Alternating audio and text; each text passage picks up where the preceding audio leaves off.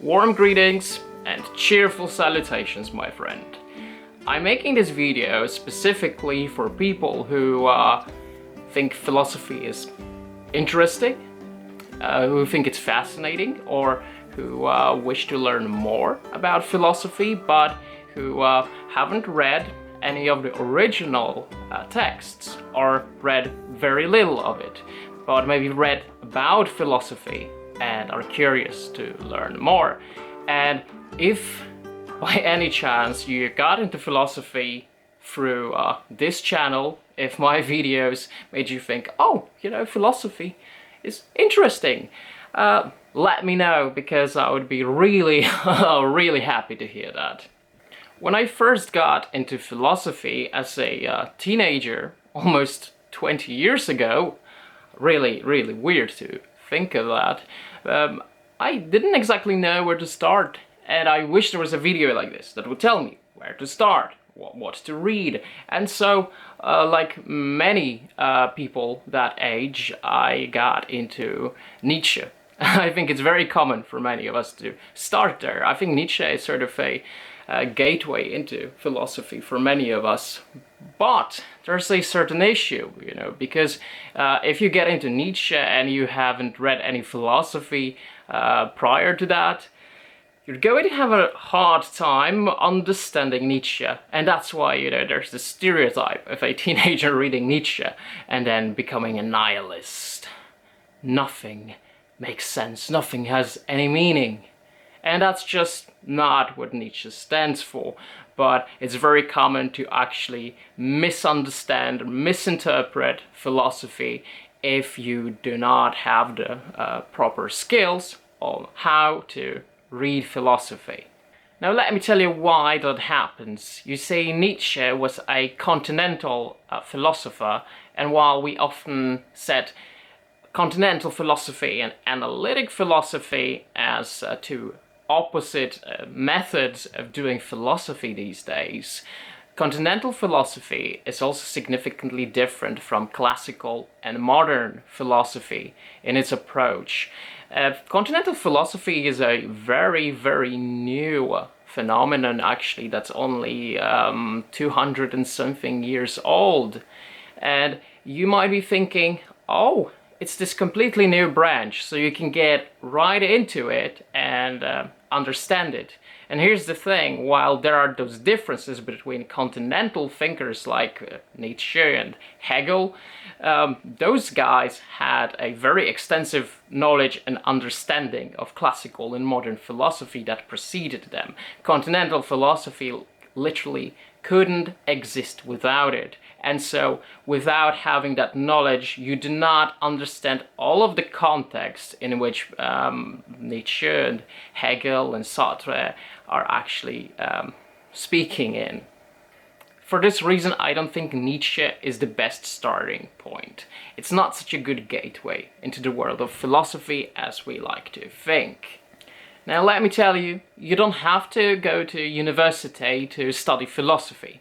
If it's just something you want to learn about, if you want to understand, if you want to develop the skills of properly understanding philosophy, go to university if you have a specific plan on what you want to do with philosophy. If it's something you really want to work with on a professional level, yeah, go for it. I'm studying philosophy, but I wouldn't recommend it if I didn't have a specific plan and interest. If you just want to get into it, you don't need university for that. We have access to libraries, we have access to the internet. There's so many ways to learn about philosophy. Just word of advice, avoid AI and ChatGPT. It's not the best way to learn about it, because quite frankly, there's a lot of bullshit there. There's a lot of bullshit, so don't rely on it at all. One positive thing about going to the university to study philosophy is that you get a structure. You get told what to read for each course. But there's also a downside to that. You see, universities actually skip a lot of material, and they're going through that material very, very quickly. In one semester, things happen so quickly that you're not actually properly absorbing what you're reading, because you're reading with an intention to write those assignments, to pass the exams, to get a good grade. And as long as universities focus on that, the actual pursuit of wisdom, the pursuit of knowledge, gets sort of lost in the process. It's secondary to that. And I have observed it in many, many students. And I have observed it also with myself, that I have done so much more progress with philosophy after I dropped out of university 5 years ago compared to when I was actually studying philosophy. Read at your own pace. Make sure you actually comprehend what is being written. Make sure you develop your critical thinking capabilities. Make sure you work on your writing as well. I think it's very, very essential if you want to do philosophy. And also, you don't need university to learn the academic language, academic writing. Read a lot of research papers, take inspiration from that, and it will also affect your own writing. And don't copy it exactly as it is, because you see, while there are some good things about that language that help your critical and logical thinking in your writing process, also, academic language as a whole is really just a tool to distinguish themselves from the rest of society in a very elitist manner. It's like, we write like this, you know, this is our inner circle, you're not one of us. It's basically one of the main reasons why academic writing exists.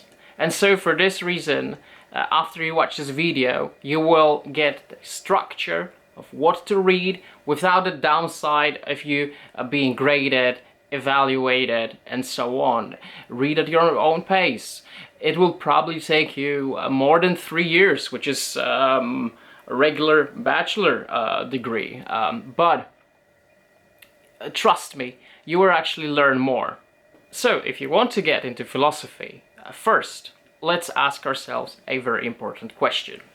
Do you want to immerse yourself in the world of philosophy very extensively, or do you want to read the most essential texts?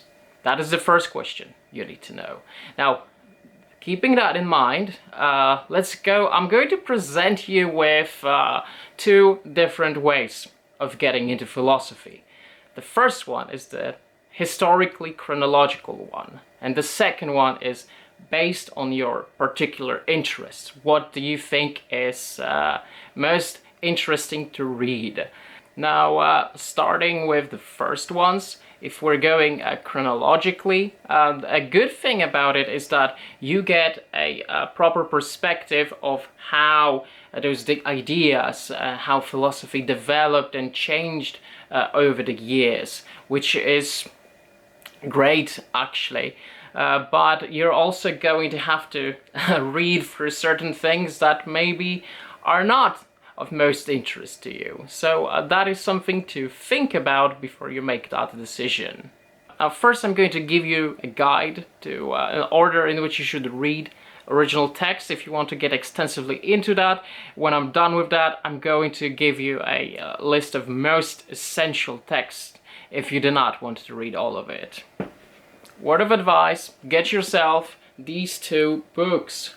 They are really, really thick. They're as thick as your ma, but trust me, it contains a lot of really, really essential readings in philosophy. Once you read all of this, you will know the basics. You know, if you want to do philosophy correctly, you have to read the original texts written by philosophers. Do not get into reading about philosophy on Wikipedia or something like that. I think you will truly, truly appreciate philosophy if you actually read the original text. I think it's the right way to go about it. So what you're interested in is readings in ancient Greek philosophy. It contains everything from Presocratic philosophers Plato and Aristotle. There's a lot of stuff missing there, and that's what we're going to talk about later. Next one is modern philosophy and anthology of primary sources. Here you have Descartes, Kant, Hume, Spinoza, and so on. I really recommend getting those two books. They've both been published by the Hackett Publishing Company. The downside to it is that some of the texts there are incomplete.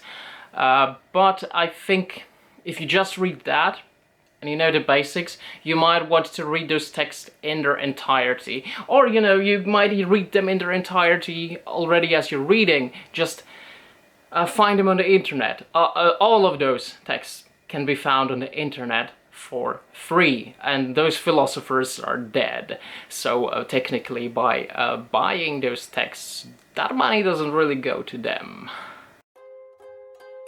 Feel free to start with Presocratics.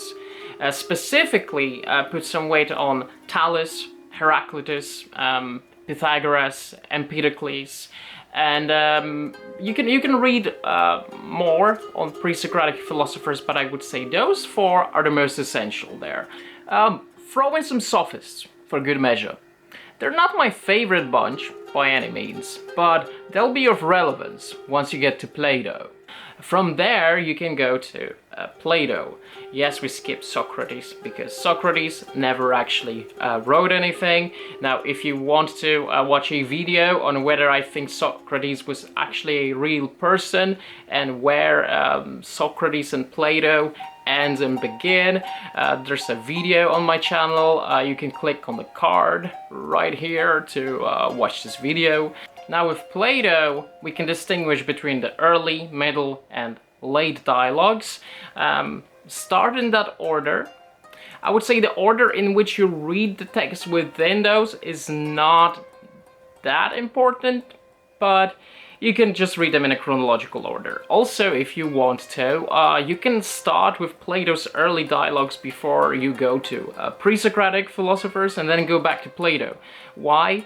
Because those early Plato dialogues are very easy to read. I would say this is some of the easiest philosophy to read out there. It's all written in a dialogue format. It's like a little story, which makes it really simple to understand. So I would say yes, this is a much better gateway to philosophy than Nietzsche, if I'm going to be completely honest. Early dialogues, certainly read Euthyphro. I think that's a great place to start with Plato, because it will give you a proper idea of what is the Socratic method, or elenchus, present there, and it will be something that will be relevant to many other texts, although the later texts of Plato become more dogmatic. I'll also recommend Apology, Protagoras and Gorgias to read from early dialogues. Now, with the middle dialogues, I would say read all of it. I think middle dialogues are essential, Plato. Maybe skip Symposium. Symposium is probably my least favorite Plato text, honestly. I think it's a filler. It's fun to read, but sure, it has some value, but I think it has less philosophical value than those other texts. I consider it a filler. Start with Meno. Meno is an interesting transition from the early dialogues to the middle dialogues, and you will notice this change of it just being based in elenchus to actually focusing on the nature of forms and the soul, which will be much more relevant in later texts. And from Meno go to Phaedo. I think it's just such a perfect transition. And Meno, Phaedo, and Republic. Those three, you'll have a good time reading those. If you won't have a good time reading those, then maybe classical philosophy is not for you. If you feel like you're not feeling it at this point, start with modern philosophy, skip the rest, because you're probably not going to enjoy the rest as much. Even though I would say we should try Aristotle, because there are certain differences between Plato and Aristotle, major differences in many ways, although they actually do have more similarities between each other than many people will want you to believe. Now, with the late dialogues, I would say definitely read Parmenides, Statesman, and Laws. I think those are like three most essential, and I would say this is the point where it's actually starting to get a little more complicated. But bear through it, because right after that we are moving on to Aristotle, and here we see a bit more of a analytical approach. And with Aristotle, I would say go chronologically, like it's listed here in this book. Some of those texts you can skip. Go back to it if you want to get deeper into Aristotle. But if you want to know the basic essential Aristotle, definitely start with categories. And now categories, when you read it the first time, it can be a bit challenging. You might have a what the fuck moment, because you have to get into this type of logic, which will probably not make much sense to you the first time. And this is the part when I have to bring a very, very important point. While you're reading this, don't rely on the text alone. Find guides. There's a lot of videos on YouTube which actually explain those things. So read the text. Then watch the video of someone explaining categories to you, and then read it again. And it's a very short text, actually, so you shouldn't have a problem reading it 2 times. And you might want to do that with many texts you'll be reading in the future, whenever there's a part where you think like, okay, I really don't get the whole concept. Watch it. But here's the thing. Do it only if you don't understand like the whole picture. If there are like few things here and there you don't understand on your first read, don't mind that. That's normal. You won't comprehend philosophy completely on your first reading. You have to actually do it several times. You know, it's sort of, well, as a guitar player, I think it's very, very similar. Like when you're starting to learn to play guitar, you're not going to play those songs you're learning quite perfectly. You will, sure, you will play the melody, but it will sound more like a series of thoughts rather than a line connecting those notes. And that is something that's actually going to improve with time as you continue to play guitar. And it's really the same with philosophy. So don't mind that. It's completely normal. So after categories, I'd say read posterior analytics. It's also, I think with categories and posterior analytics, you will get a proper introduction into Aristotle's way of thinking. And then read the anima, or soul, and on coming to be and ceasing to be. Continue on to, I would actually say, yeah, sure. Read physics first. Read metaphysics after physics. And from there, go to Nicomachean Ethics, which leads more into ethical writing, and from there to politics. If you read those texts, you will develop a pretty clear understanding of Aristotle, and you will probably also have the ability to actually compare Aristotle and Plato, both on the ethical, political, and metaphysical level, and notice the differences between them and their philosophy, as well as some similarity. Before you go into this book on modern philosophy, there's a space in between these two where we are right now, and I would say after going through Plato and Aristotle, focus on different schools of thought that existed in ancient Greece, namely Epicureanism, Cynicism, Stoicism, and Skepticism. For Epicureanism, which is a form of hedonism, I would say it's probably my favorite form of hedonism. even though I wouldn't consider myself a hedonist by any means. For Epicureanism, of course, read Epicurus. At this point, you may encounter a bit of a problem, because Diogenes, the cynic, Pyrrho, the skeptic, and Zeno, the founder of the Stoic school of thought, none of their texts have actually survived. Remember what I said about not reading about philosophers on Wikipedia and reading their original works instead? Yeah, this is an exception. So go ahead, use Wikipedia, or even better, the Stanford Encyclopedia of Philosophy. Now, before we go to our Roman brothers, let's not leave the Stoic Greek Stoicism just yet. Panaetius. Read his work on duties. Or not. Now, why I'm saying this? On Duties by Panaetius is almost exactly the same as Cicero's work by that same title. Cicero took a lot of inspiration from Panaetius, but also Aristotle. Cicero basically popularized the Stoic school of thought in Rome. Read one of them. I would recommend Cicero if you only want to read one, because Cicero adds on top of the original On Duties. So if you're gonna read just one of them, read Cicero's version. It's the same as with the original Resident Evil 1 and the remake of Resident Evil 1. If you only have time to play one of them, play the remake. It has everything the original has and adds on top of it. And we have this perfect transition from Greek to Roman philosophy. I almost said lawman. Lawman, let's go bowling!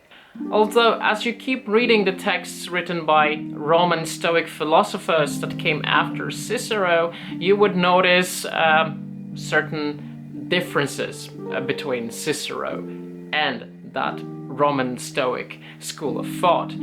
So read Seneca the Younger and Marcus Aurelius, of course. Here's a list of the most essential texts written by those thinkers. At this point, you should have an understanding of the differences between Cicero and those later Stoic Roman thinkers, especially when it comes to the virtue, application of virtue, and so on.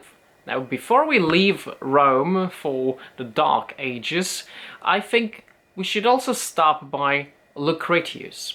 Now, Lucretius was highly inspired by Epicurus, and they share quite a lot of views, especially those on death.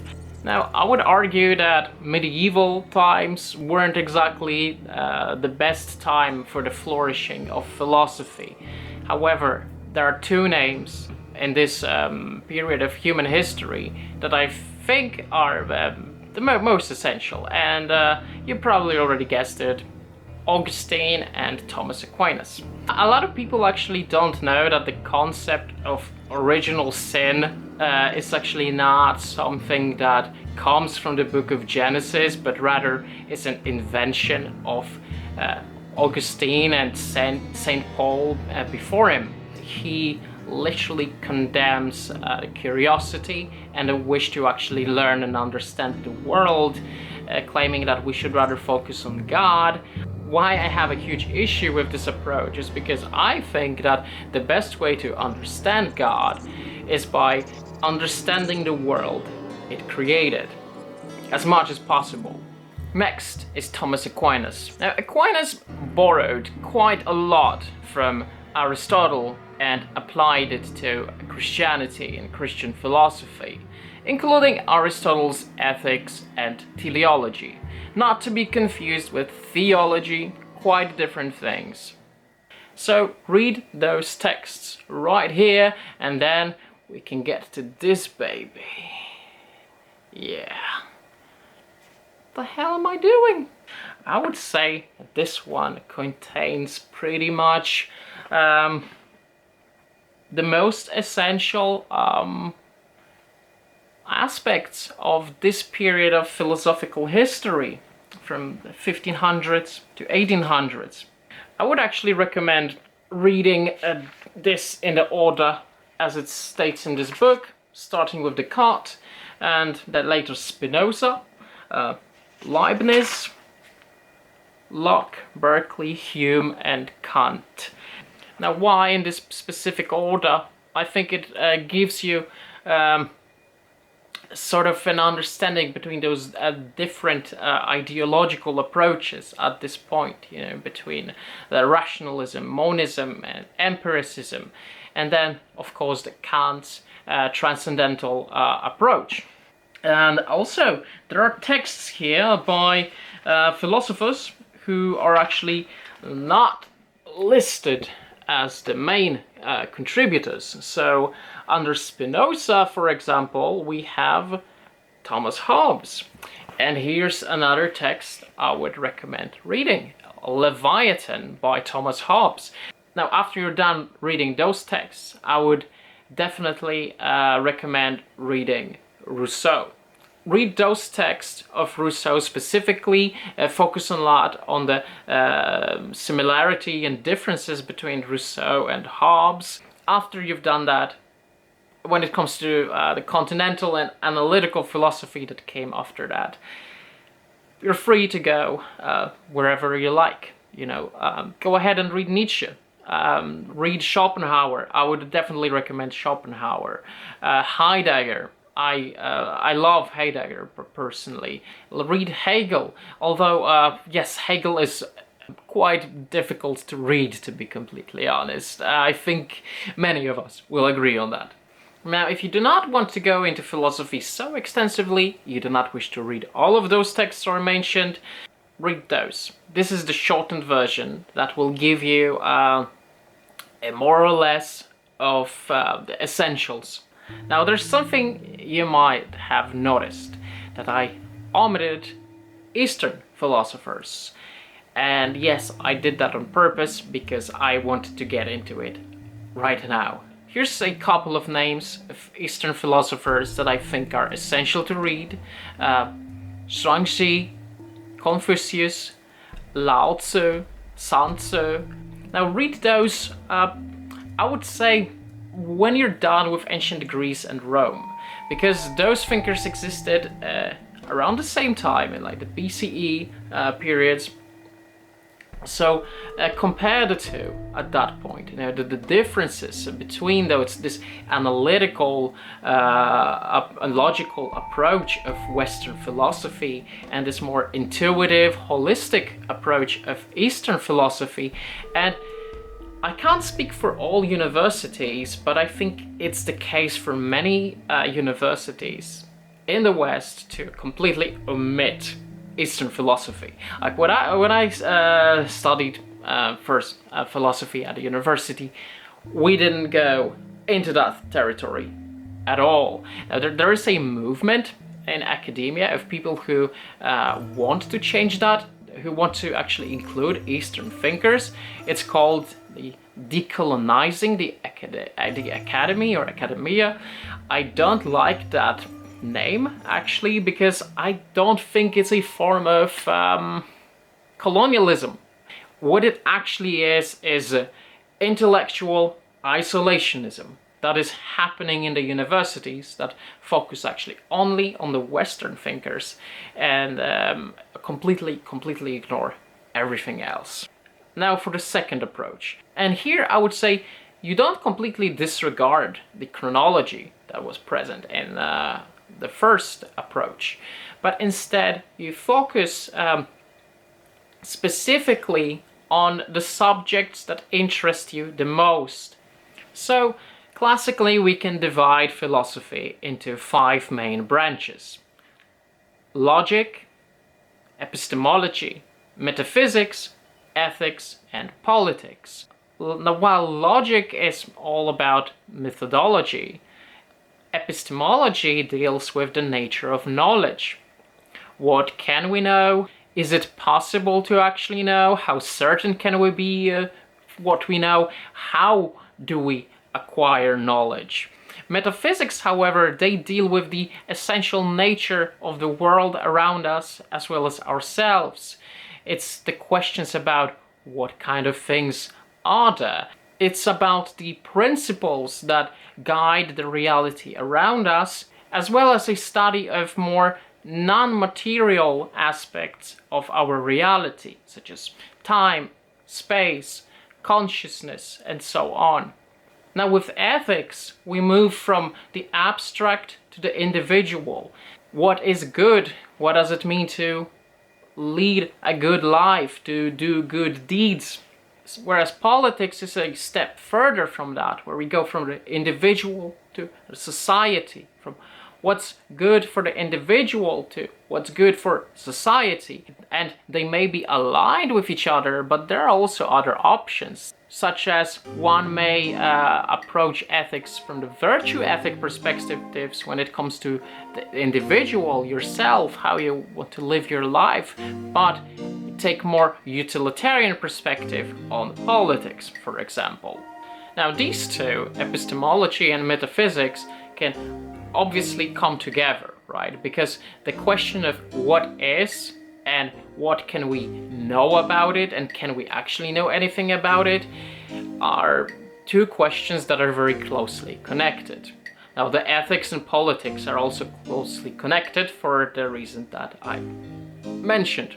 But you can also make some other interesting combinations. For example, you can combine metaphysics and ethics with questions such as, what is the actual nature of moral value? Where does morality come from? You can combine epistemology and politics. Just how can we know? Can we be sure to know what is actually the best for society? There are so many options that you don't really have to think of them as separate fields, but rather complementary fields. They complement each other. But it's only natural that you will have more interest in some of those branches than others. And that's the case for me, and I think that's the case for most philosophers and people interested in philosophy that I have met. And you will also have interest in certain historical periods of philosophy than others. For instance, I'm not that much into Roman Stoics or medieval scholastic thinkers as I am in Greek thinkers and more contemporary thinkers. So if you want to focus on those specifics, here's a literature for logic. Epistemology. With metaphysics, before you go on to read those texts, I would recommend reading up on the ship Theseus. Use any source you like, really. But try to immerse yourself into this philosophical puzzle and try to think about it from different perspectives and different solutions. Once you do that, go ahead and read those texts and then return to the puzzle of the ship Theseus and approach it with the knowledge you now possess, and see if you have changed your perspective or your mind on the way you perceive the world.